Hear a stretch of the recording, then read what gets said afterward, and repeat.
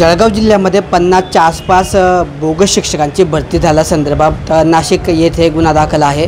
या ठिकाणी बोगस शाळा आयडी तयार करून या शिक्षकांची भरती झाल्याच्या संदर्भातली स्वतः उपसंचालकांनी तक्रार दिल्यानंतर नाशिकच्या आर्थिक गुन्हे शाखेमध्ये हा गुन्हा दाखल आहे आणि या गुन्ह्याच्या तपासामध्ये आज जे आहे आर्थिक गुन्हे शाखेचं 5 जणांचं पथक हे जळगावच्या जिल्हा परिषदेमध्ये आलेलं आहे।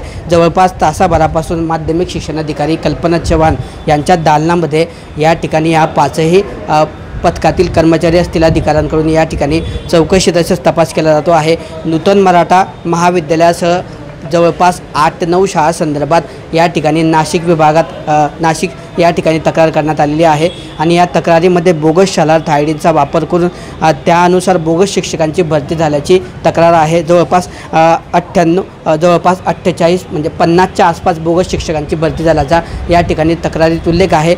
संबंधित ही प्रक्रिया आता न्यायालयीनसुद्धा सुरू आहे। तर दुसरीकडे या ठिकाणी आता आर्थिक गुन्हे शाखेचं जे पथक आहे हे आज या ठिकाणी तपासासाठी आलेलं आहे। माध्यमिक शिक्षणाधिकारी कल्पना चव्हाण यांच्या दालनामध्ये या ठिकाणी संबंधित जे शाळा आहे ज्या शाळांमध्ये बोगस शिक्षकांची भरती झाल्याची तक्रार आहे त्या ठिकाणच्या मुख्याध्यापकांना या ठिकाणी बोलवण्यात येत आहे आणि प्रत्येक मुख्याध्यापकाकडून कागदपत्र असेल किंवा वैयक्तिक विचारपूस असेल जबाब असेल अशा वेगवेगळ्या पद्धतीने ही चौकशी पार पडत आहे। त्यामुळे आता नागपूरनंतर जळगाव जिल्ह्यातसुद्धा बोगस शाळा आयडी नुसार बोगस शिक्षकांची जी भरती झाली आहे त्या प्रकरणामध्ये सुद्धा आता पोलीस हे ॲक्शन मोडवर आल्याचं पाहायला मिळत असून या संदर्भात आता नेमकी पुढची कारवाई काय होते याकडे लक्ष लागलेलं आहे।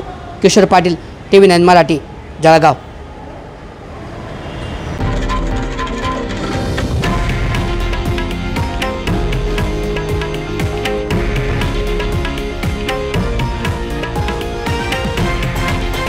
हे आहे देशातील नंबर 1 न्यूज नेटवर्क आणि आपण पाहत आहात TV9 मराठी, एकमेव।